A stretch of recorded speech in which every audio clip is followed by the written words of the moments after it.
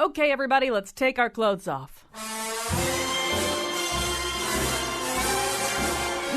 No, not that kind of clothes taking off. We're talking today about nudism or naturism.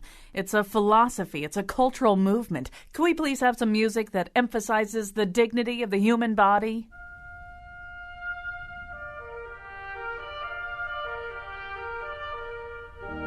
Better. Naturism is an idea that's been around in every century of human history since 400 BC. But in stuffy old Connecticut? You bet. Today you'll hear about my visit to a nudist resort and meet modern believers in the clothes-free lifestyle. And now he's participating today by not wearing Spanx, Colin McEnroe. Yeah, this is a show about nudism, sometimes called naturism. It's a little bit unusual in the sense that we dispatched, or at least failed to restrain, Kyone Wolf from visiting a family nudist resort in Woodstock, Connecticut. That's going to be a big part of the conversation. Let me just sort of tell you what else is coming, and then we're going to kind of take you, metaphorically speaking, to that resort. But Paul, who's the president of the Solaire Family Nudist Resort in Woodstock, is here with us in studio. And a little bit later in the show, we'll talk to the author of A Brief History of Nakedness. We'll talk to a guy who's a little bit more involved in kind of activism and action on behalf of the clothes-free lifestyle. And towards the end of the show, we'll have a conversation with a photographer who photographed herself while nude in New York City in a whole bunch of different locations. I'll talk about sort of what kind of artistic point she was trying to make by all that. So, but I think we're going to start. Kyone's also here with us in studio, but we're going to start with a little postcard she sent back from her visit to the Solaire Family Nudist Resort in Woodstock, Connecticut. I am parked on the side of the road before getting to Solaire Family Nudist Resort in Woodstock, Connecticut. And I'm feeling excited, a little anxious. So let's just get on with this. I want to get there. Here we go. And this big gate is opening after I ring the doorbell. It says, "Welcome back for a nude year at Solaire." They crossed out the new and put nude. That's my kind of humor. Paul? Hi, I figured I'd give it a shock right from the start. Nice to meet you. Good to meet you too. I want to bring back my four-wheel, and I got a golf cart. I can take you around on the golf cart, and That's then beautiful. you can decide at what point you want to disrobe, if you want to disrobe at all. Yes, I do. Okay. I do. I definitely do. Okay, did you bring do you have sarong or something that you want to throw on to start with, or are you just ready to go full boat? Let's just do it. All right, let's go down my site. Then you can disrobe down there. Perfect. All right, so you'll follow me down. Now, I gotta ask, in terms of etiquette, like right now, I'm making sure that I'm staring at your face. You can look anywhere you want. We're all nude. You're going to look at people. That's the point, I guess. That's the whole thing. It doesn't make a difference. But I'm like, looking at your eyes. You do what you want. Until you feel comfortable, you look at my eyes. All right, that sounds good. Thanks, Paul. Okay. How long did it take you to get yourself psyched up to do this? Here's my thought. I should be as nervous to come here as I would to go to the OBGYN. It's nothing they haven't seen. It's nothing you haven't seen. So mentally, no problem. But there's a part of my brain that's like, never done this before. If you spent 15 minutes here in clothes, you'd feel uncomfortable. How do I take my clothes off? I think you're good at that. You can go inside my trailer and take your clothes off the side. How's that? No, Did you bring a towel or? No, I don't know. I'll give you a towel. Thank you. That's part of the etiquette. You need to sit on a towel. That makes sense. Okay. All right. We only have 2 spots in camp that you are absolutely required to be nude. That's on the beach and at the pool. Every place else is clothing optional. We prefer to everybody be nude all the time, but it's your prerogative. Fair. Yeah. Okay? So sit on a towel. Sit on a towel. Number 1 rule. Number 2 rule, sit on a towel. There you go. All right. All right. So just head on in there and... Go ahead in there and take your time. I'll wait out here for you. Thanks a lot.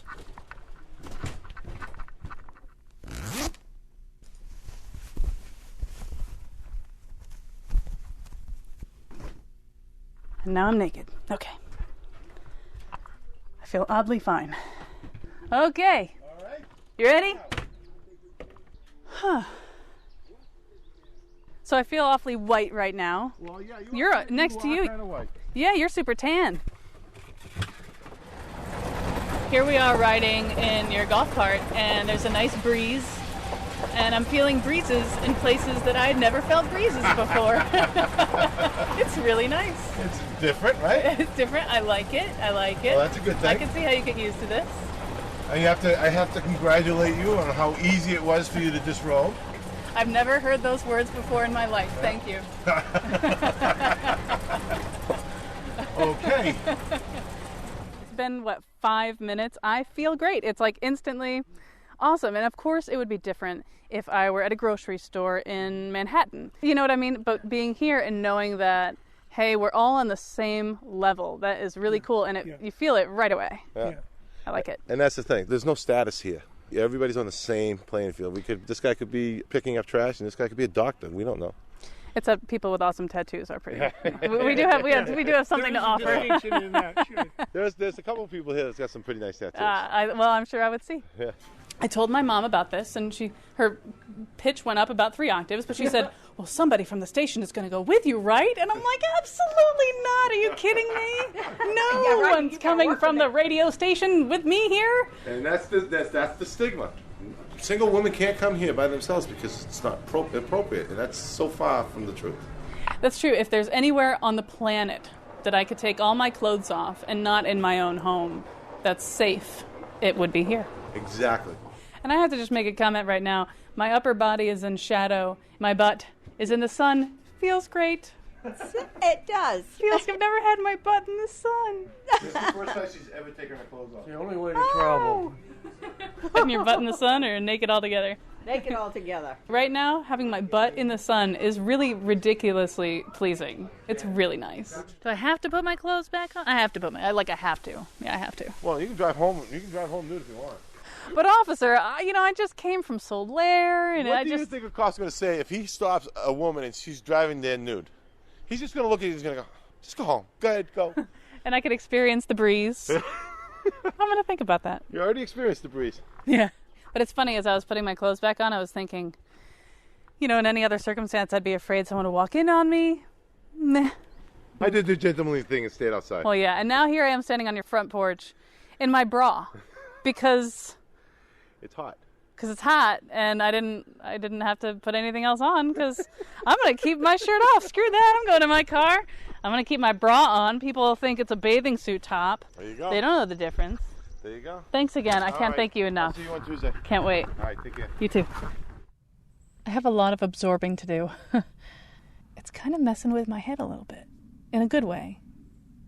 I felt instantly leveled with everybody there. Paul at one point told me, of all the people you talked to today, 2 of them are multimillionaires. But, I didn't have time to notice their cufflinks or their designer tie, so I could straighten up my posture. I can understand how you could be regularly around people completely naked and just see each other for who you are. In a way, you want to be like, no big deal. And in a way, it's a really big deal. I have a lot to think about. And I'm so driving home in my bra.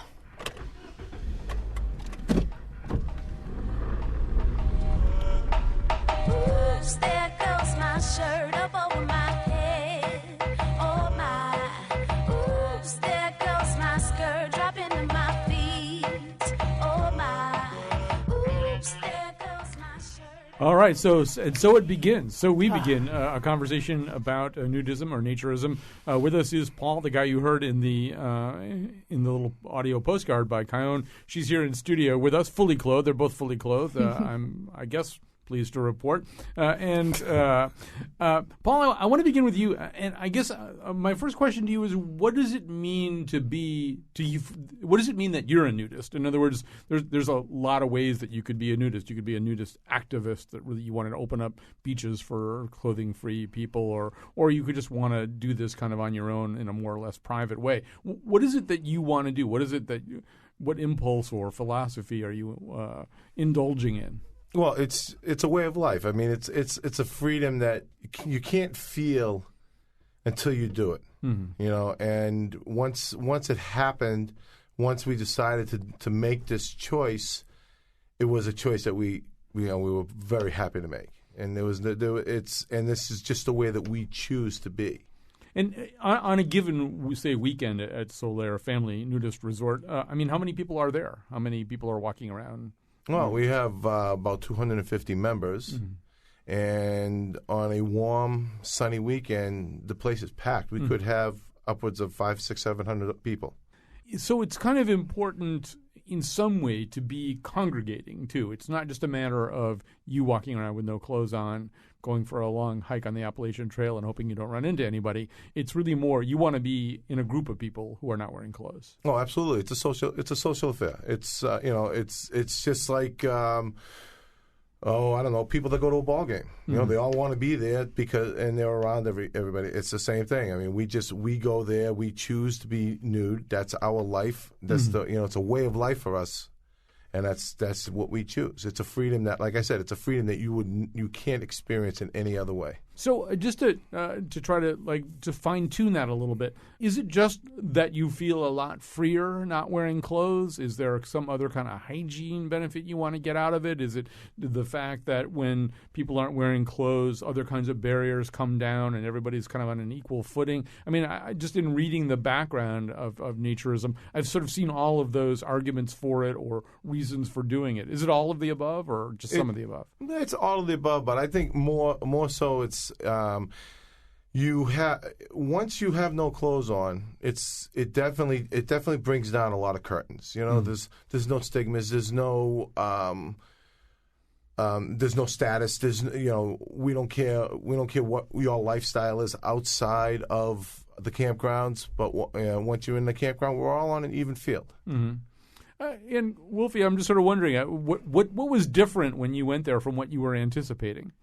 It was hard to imagine other than just the basic visuals of a bunch of naked people. One thing that I found myself thinking is, wow, there's so many different kinds of bodies. And I felt so stupid because that's what kindergartners say. Oh, everybody has different kinds of bodies. But I feel like if you are somebody with a magnificent body that you want to show off, then you show off. But people who aren't, fit are going to have clothes on and they're not going to show off as much. So here I am at this nudist resort, and there's people who are fit. There are people who are not so fit. There's all sorts of kinds of bodies. And for some reason, it was only when I visited that it occurred to me, wow, there are seriously so many different kinds of bodies. I feel like an idiot for having compared myself to the so-called perfect body for so long. It's psychologically, it was very, very powerful. And I was surprised at that revelation, which seems so elementary. So, Paul, it sounds like what she's saying, and I just wanted to sort of see if that's kind of how you're feeling too, is that in some ways this makes individual body types less important as opposed to more important? Oh, absolutely. I mean, there's no judgment. There's no judgment. It doesn't, like she said, it doesn't make a difference if you're, an Adonis or a goddess. That doesn't make a difference. It's you can be 16 or you can be 70. It's like I said, it's a way of life. Yeah. When I sorry to interrupt. Yes. When I stepped out and was naked in front of you and everybody around, I found that it was mentally impossible to feel self-conscious because you're around people who are on the exact same plane as you. So for 2 hours in my life, I felt completely unself-conscious about my body. And everybody feels self-conscious, be it a little or a lot. But I found that after I left, I went to a party, and I felt more daring. I felt more confident. I felt more at ease with myself and my posture, everything. I just felt better overall. And I wonder, because at Solaire, I know there are generations of families that are raised there. I wonder what of all the self-consciousness to take away from someone's brain, if that's not a big part of someone's self-consciousness, how does that improve or how does that affect your personality? How does it affect your curiosity about the world? How does it affect your creativity? To lose that to the degree that I did for 2 hours in a whole lifetime is kind of mind-blowing to me. Well, you've probably lost it for good. At least a little bit. Yeah, I am still human. I think for good. You did quite well. Like I told you Thanks. That day, you did quite well. And I mean, I remember one of the comments you said. I walked out of it, and the first thing I realized, I didn't feel like I had to hold anything in. I didn't have to suck in my gut. And, totally pointless to suck in my gut. And that's the way. And that's the way things are. I mean, we're just normal people. We come from all walks of life, and we go there, and that's our way of unwinding, our way of expressing ourselves. And that does remind me there was a pool, and in my adult life I don't go swimming. There's no bathing suit on the planet I would feel comfortable in. So then it occurred to me, wow, I don't have to put on a bathing suit to go in this pool. And I thought it was also interesting because you said we had to rinse off in the showers before we go in, just if there's any grime or dirt on you. And then I realized, there's no men and women showers. So you and I took just a quick shower and jumped in. But So I got to go skinny dipping and in a pool for the first time in years and years and years. And I ended up talking to a bunch of people in the pool. And I knew that if I was at a different resort where people were wearing, bikinis or bathing suits, I wouldn't be having these conversations. No. There were like 15 people in that pool that I was talking to. And I know those conversations wouldn't happen if it were in a different kind of resort. And by the way, that night I went to a party. Ended up skinny dipping again. Oh, really? It was awesome. See, it is Couldn't a lifestyle believe for it. her. There you go. See, it didn't take her long to change. So are there other, we heard the thing about sit on a towel. Are there other rules, written or unwritten, about sort of how to behave around one another in a nudist environment? Well, yeah. Well, sitting on a towel is a big thing.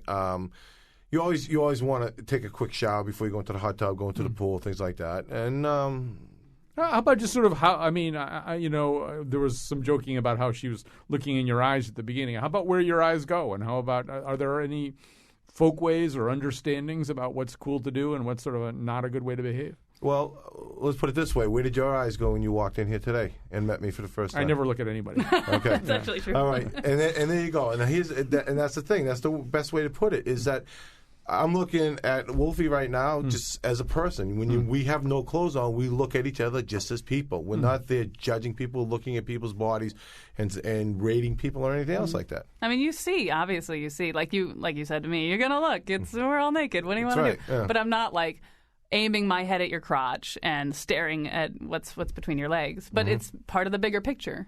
But Exactly. it's just there. You eventually, meh. Eventually, you don't even notice. Yeah, it's You true. really don't. I want to grab a call here. We've got somebody, an anonymous person, I think, calling from Bethlehem. Hi, person from Bethlehem. Hi, how are you? Just fine. I didn't want to say my name. All right. I just, I go on sometimes on the internet and these nudist sites, and most of the people there are white. And I'm finding, talking to them, that when they go to the nudist resorts or some of these camps, that they don't see very many people of color.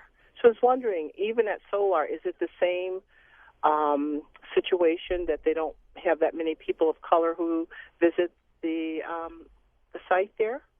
No, absolutely not. We have different races. We have an Indian family that's in there. We have several black families that come in. And there is, obviously we don't discriminate in any way, shape, or form, and we do get a lot of people of color in our camp. Let me just ask a couple of the obvious questions. One of them is, okay, I have this dermatologist who, if he heard I was going to a nudist resort, would want me like hosed down with some kind of 64 SPF sunscreen. Is that? There's parts of most people's bodies that aren't exposed to the sun on a regular basis, I would assume would burn even more easily. So, is that just sort of exercise reasonable precaution? With Absolutely. It all depends on what your skin type is. Yeah. Me, I'm of Italian descent, and I just turned brown. It's Right. like I have no issues at all. And, my wife, she does. Yeah. Never gotten a bun burn? Never. All right. And then I'll just ask the obvious one because I see it's there in the notes too, and I wondered about it. Some people, I would imagine, do people ever get visibly aroused by other people? And if so, how is that dealt with? That's what the towel's for. Yeah, it's the towel. The towel. I'm sure it Good happens. to have the towel nearby. Yeah. I'm sure it happens, but it's not. It's people. People exercise caution. They know. If it happens, you cover up until it goes away. At some point, it becomes a natural way of life, and it doesn't happen anymore. Yeah. So, what I hear again and again about naturism is it's essentially not really a sexual experience. We think of taking your clothes off as a precursor, if you're taking your clothes off in the presence of another person, to having sex. Absolutely.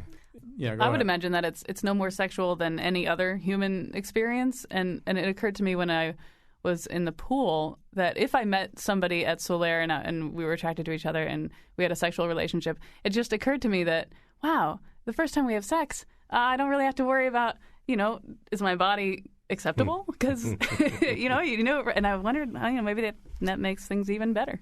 every time you begin one of these sentences, I can picture Mr. Dankosky sitting somewhere tensing up a little bit. It's our Anyway, job. Paul from Solaire is with us the whole way. You're going to meet a historian of nudity and nakedness in our next segment, and also one of the people who sort of involved, at least somewhat, in the whole area of kind of activism, opening up the world a little bit more to a clothes-free lifestyle. So stay tuned. Maybe a top, cover your body so no one can see.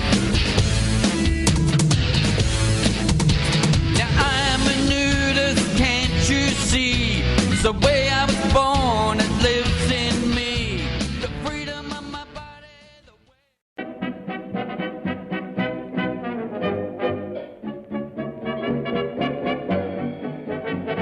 Can I ask you a question? A question, a question. It's something I can't figure out. I hope you won't say no. It's all about my sister, my sister, my sister. She's joined a nudist colony. So what I want to know, what can you give a nudist for her birthday? What sort of birthday present can you buy? Tell me on the level, can I send her a muff? It may be true they wear a smile, but that can't be enough. What can you give a nudist for a present?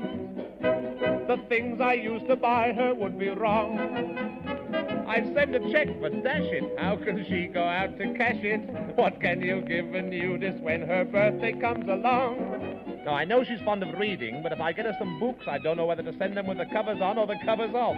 Now, it's a bit chilly. A hot water bottle might be useful. Anyhow, she could sit on it while she was doing her knitting, but perhaps she doesn't knit now, and there you are, if she's not a knitter.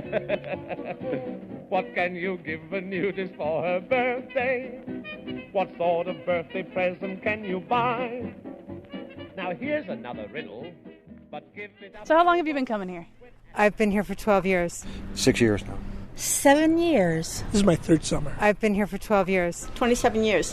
What first brought you here? My husband. Did he say, said hey? We were going camping, and I was totally surprised that we came to a nudist camp. Very pleasantly surprised. We were welcomed warmly, and we've been coming ever since. I used to work, and one of my associates came in one time on a Monday, just gleaming, and was so happy and delighted. She couldn't help but tell me what she'd done, and she had come here, so I had to try it. What would you say to somebody that's like, I don't know if I want to do this? Oh, you mean the naked stuff? Come and try it. You don't have to. And if you don't like it, don't come back. It's about being what you are, who you are, and being accepted for that. Everyone's the same. Everyone respects each other. And it's the only way to enjoy going for a nice, cool swim without a suit on. Well, we're talking to Paul, who's the president of Solaire Family Nudist Resort in Woodstock, where you heard Wolfie talking to people. And before we go over to Philip Carr Gom about this, you mentioned in the previous segment, I think you used the phrase, when we decided to choose this lifestyle. When you decided to choose this lifestyle, you were sort of aware of it somehow? I mean, aware of a tradition, of an idea, of a philosophy? I assume you just didn't wake up one morning and do this. So how did you even know that it was there to be chosen?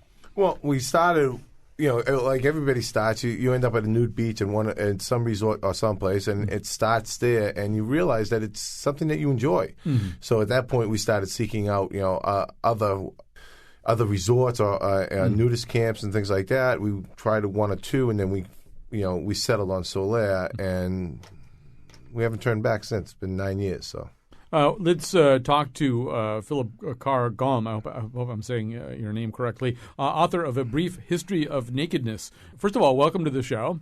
Hi, thank you. Yeah. And second of all, in some ways, we're sort of talking about two different things. We're talking about people who make an intentional choice to be nude, and also people who make an intentional choice to cover up their nakedness. Has there always been some kind of vague proscription against nakedness all through the history of civilization, or is that a relatively recent set of norms?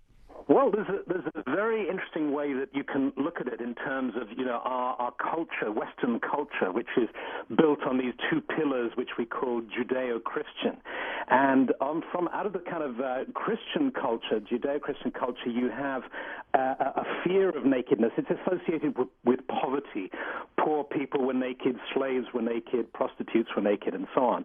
But our civilization is also built on the Greek culture, great admiration for classical culture, where people felt nakedness was a sign of nobility. The first Olympic Games were undertaken naked.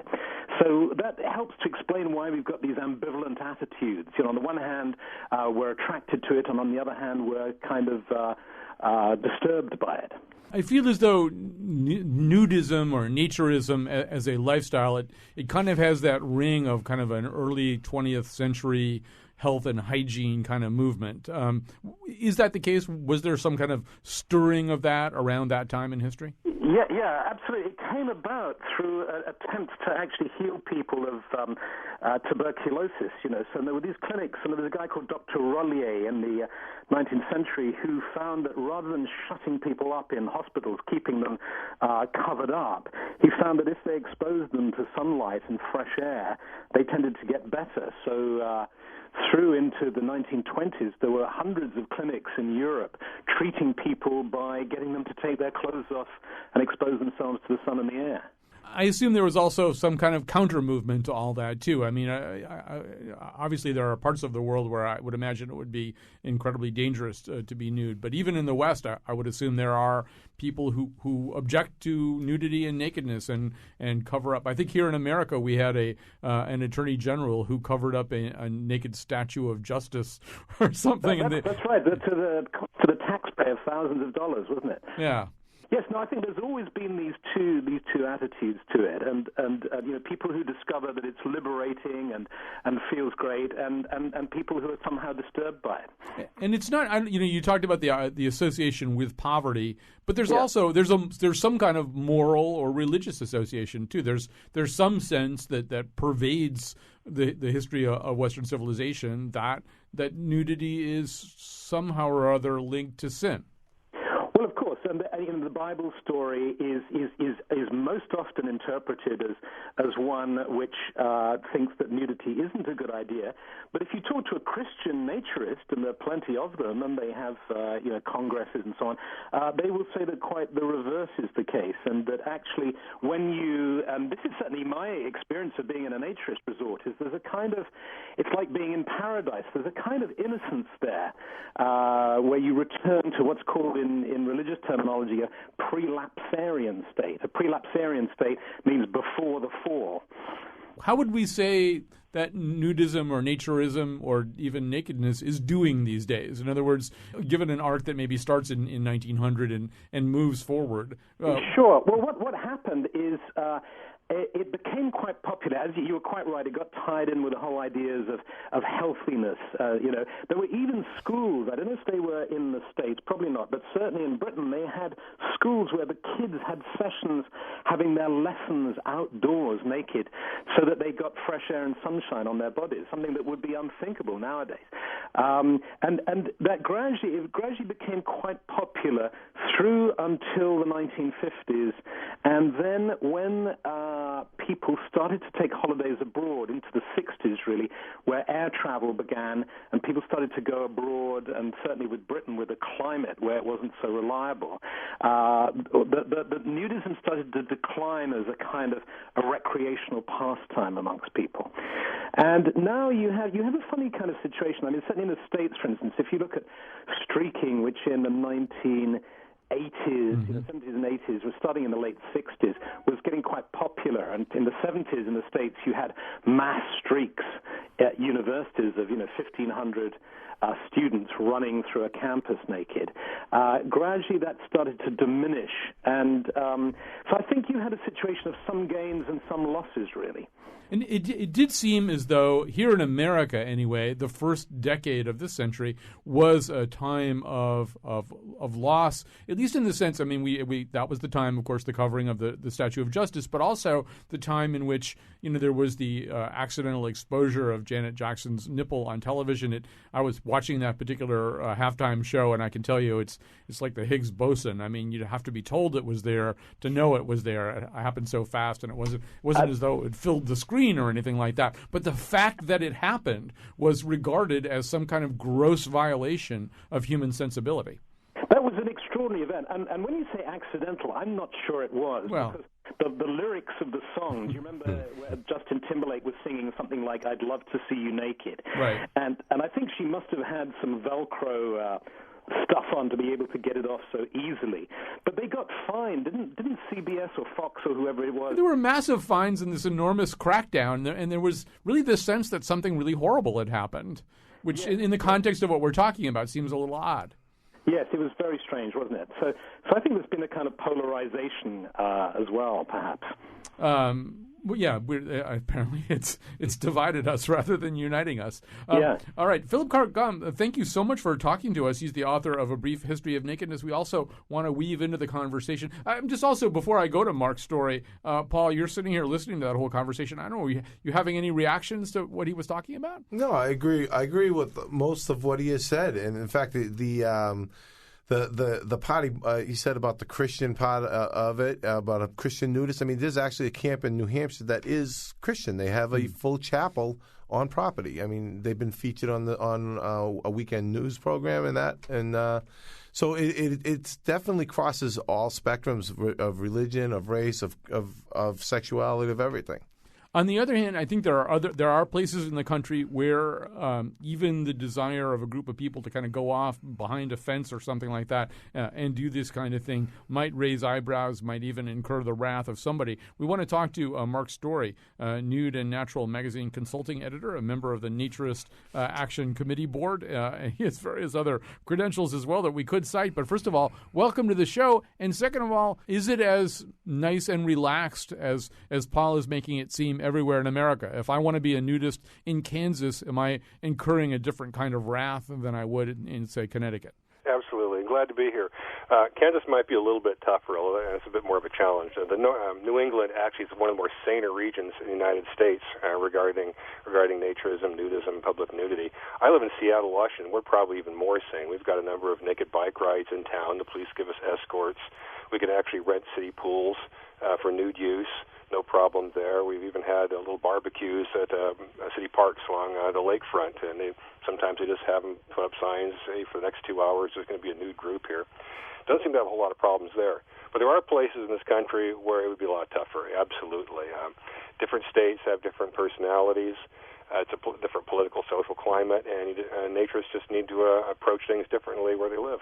Mark Story, I know you have a background in philosophy, and philosophically, I mean, we could sort of talk, I guess, maybe about at least two kinds of naturism, passive naturism and active naturism. I mean, on the one hand, I might want to go off to the Solaire resort and be with some other naturists and not have my clothes on, and that would be my business. On the other hand, I might feel as though there's some good to be achieved in a wider destigmatization of human genitalia. I might think that there would be some good achieved by the opening up of more public spaces to people doing this, so I'd be a little bit more of an activist. Can you help me sort of shape up the differences between those two attitudes? Well, you're certainly going to see that in almost any kind of recreation or lifestyle. It could be a crew. I like rowing.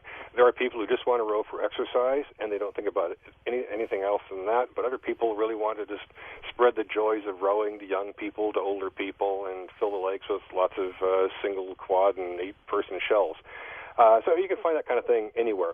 Certainly it is with naturism. I would say most of the people, the vast majority of people on the nude beaches, they don't even know there's national organizations around promoting what they're up to. They don't even know there's a nudist club or another clothing optional hot spring nearby. They just show up, just want to enjoy themselves, and that's fine. And it's the same thing with many of the nudist clubs. Many of the folks at the nudist clubs don't even know of the nude beaches nearby or the other kind of opportunities. And that's fine. And they aren't wanting to let people know who they are. They just want to enjoy themselves. Some of us just kind of committed to taking an extra step and say, hey, it's been good for me. I think it can be good for other people. Some would like to see, everybody be naturist. I think most of the naturist activists are more looking for some toleration, just some thoughtful toleration, maybe have public land sites, some public land sites, usually secluded ones set aside for clothing optional use, where people don't need to be offended if they're inclined that direction. And that's kind of the direction I'm at. I would like to see more comfort with the human body, because that's who we are. Kion's experience at Solar just sounds like it's absolutely ideal, and it seems to be with the vast majority of men and women I've talked to had a similar kind of response. They found a nice, comfortable, safe environment, whether it was in public or a private place like Solar, and walked away thinking, hey, there's maybe something to this.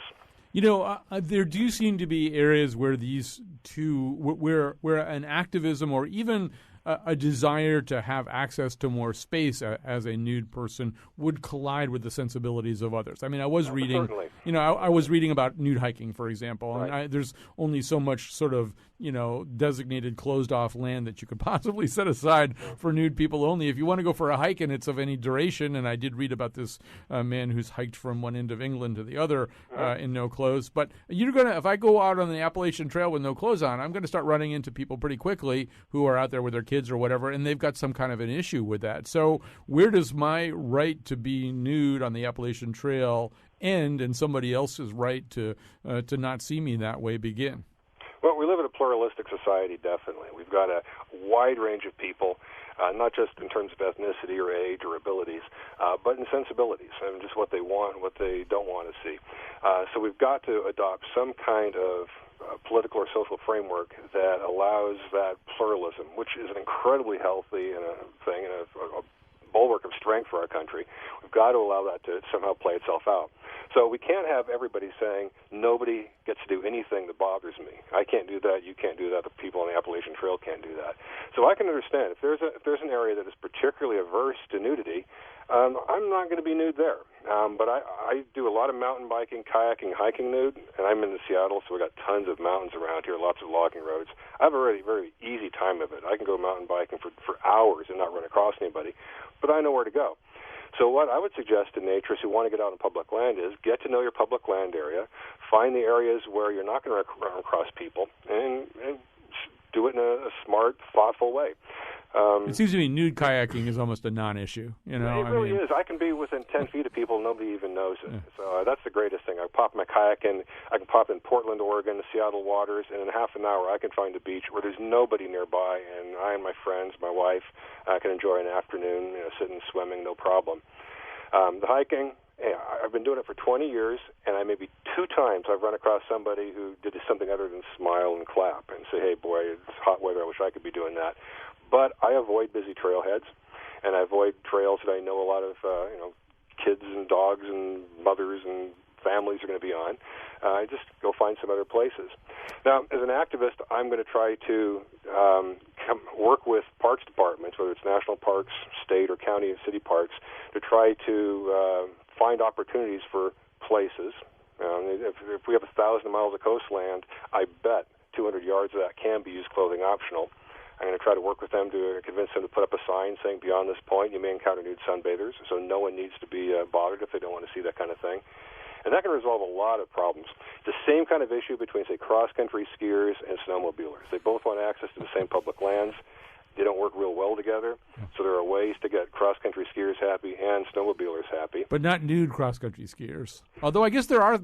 Yeah, I read about nude snowmobiling anyway. Nude cross-country skiing will teach you not to fall faster than anything. That's the best way to learn not to fall and just to stay on your feet. It would be the ultimate planting anyway. I'm just going to turn to you, Paul, for a second. We talked a little bit about Mark and Mark's attitudes. And as you're listening, where are you on that? Are you happy with the way things are? Do you wish more people would be nudist, or do you not care what other people do?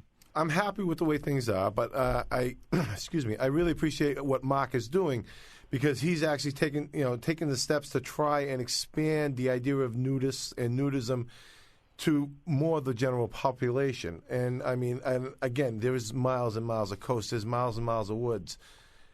It can be shared by everybody.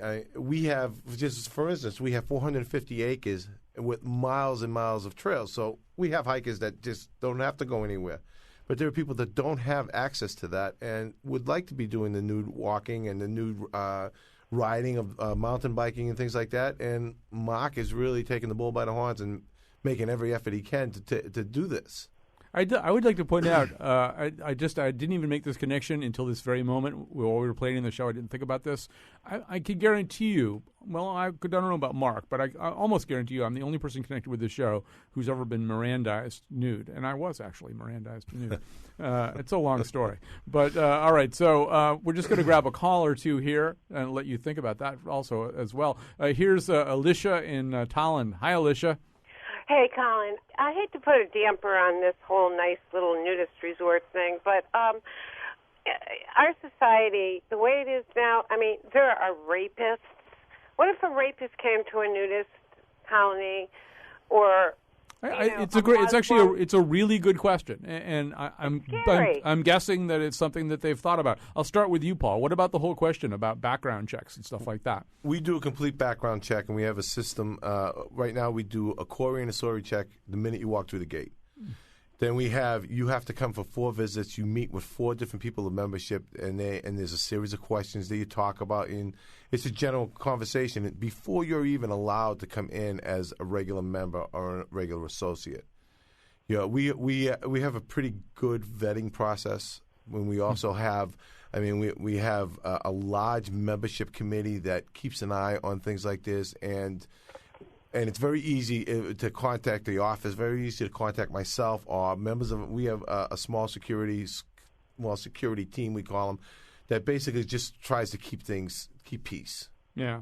Mark's story, I was wondering about kind of the flip side of that question, which is that in the kind of climate that we're in these days, I would be worried if I were a naturist and I did decide to do some nude hiking on the Appalachian Trail or elsewhere, or go canooding around the San Juan Islands, that I could wind up via Megan's Law or some comparable thing on a list.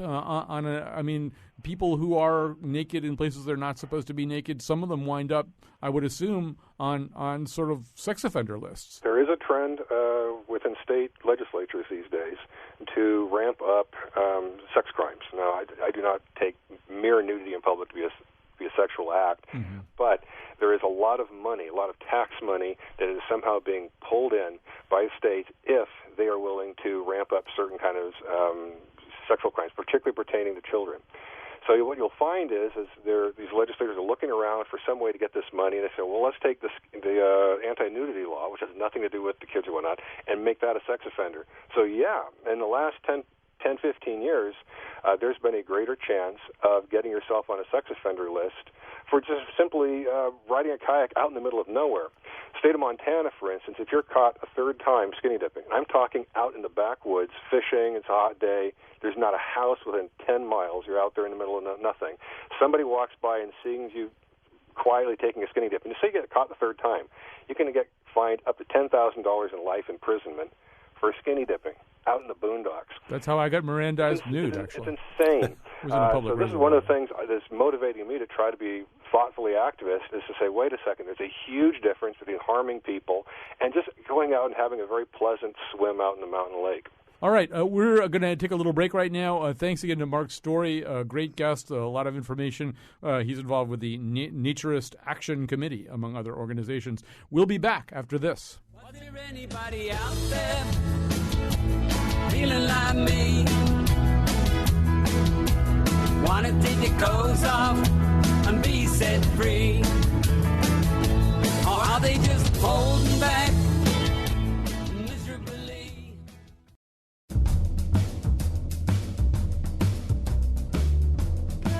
I'm spending the rest of my day doing a little nude hang gliding. Hey, I can see my parents' house from here. And there's my mom working in her garden. Hi, Mom. Oh, my God, I gotta glide faster. Today's show was produced by me, Kyone Wolf, with help from Patrick Scahill and Betsy Kaplan. Our intern is John Galliani. The part of Bill Curry was played by Nude Bill Curry. For show pages, audio, and photos of the Faith Middleton Show staff's nude schmooze, visit our website, wnpr.org/Colin. And now, back to Colin. Paul's still here from Solaire. We'll try to get to him and some of your calls after this, but we also are excited to have with us Erica Simone. She's a photographer and an artistic photographer who, as an act of art, photographed herself nude in various locations around New York City. She joins us now. Welcome to the show. Hi, how you doing? Well, just fine. Now, I've seen some of these photographs, and explain why this was important to do. I don't know whether art can be boiled down to making a point, but if it can be, what were you trying to do or say?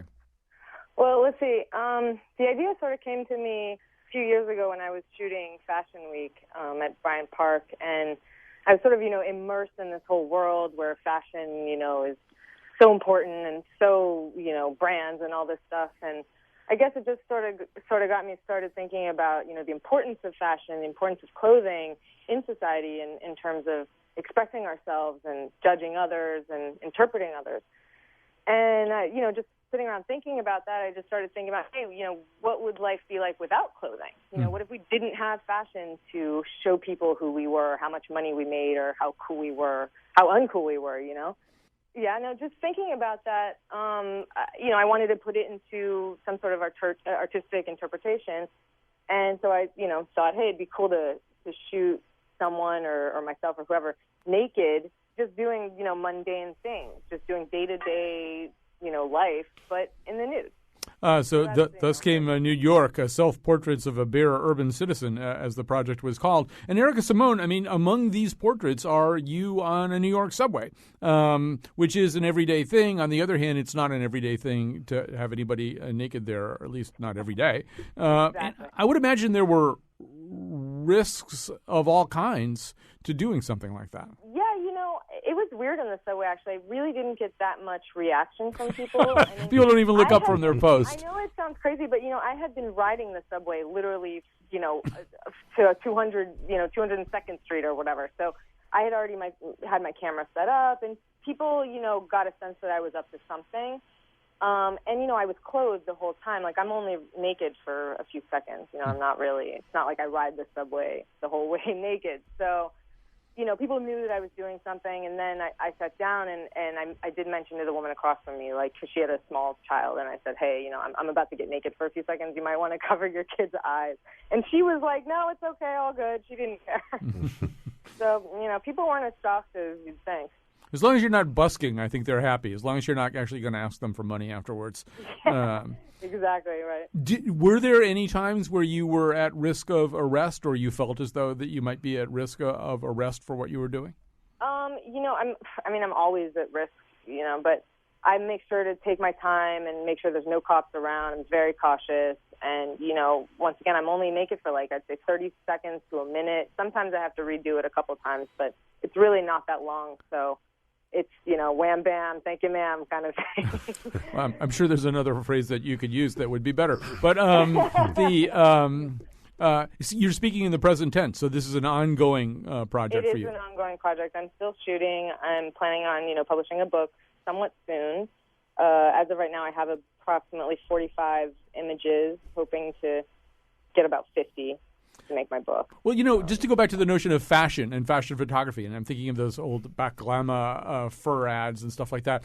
A lot is done in fashion photography with suggestion and with the implication that maybe behind that fur coat somebody's nude or something. And Paul earlier on was sort of talking about how in a nudist environment, a naturist environment, nudity and the body become less important rather than more important. Is that the sense, too, of you and your art, is that in some ways the more you do it, the more you're photographed that way, the less important your nakedness is?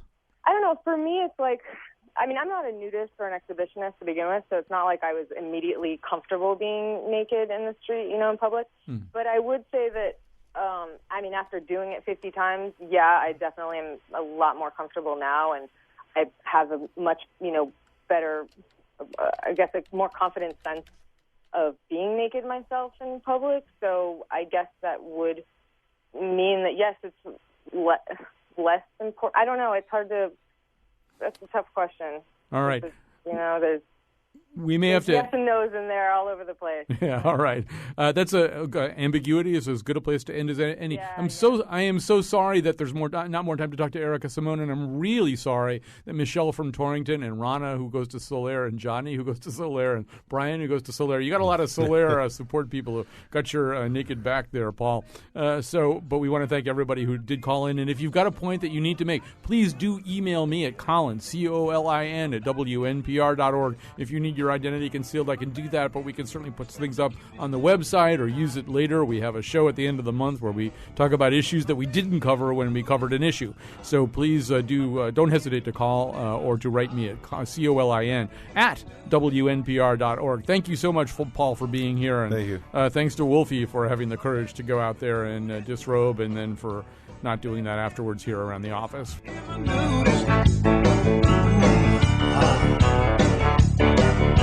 My baby is a nudist. Ooh la la.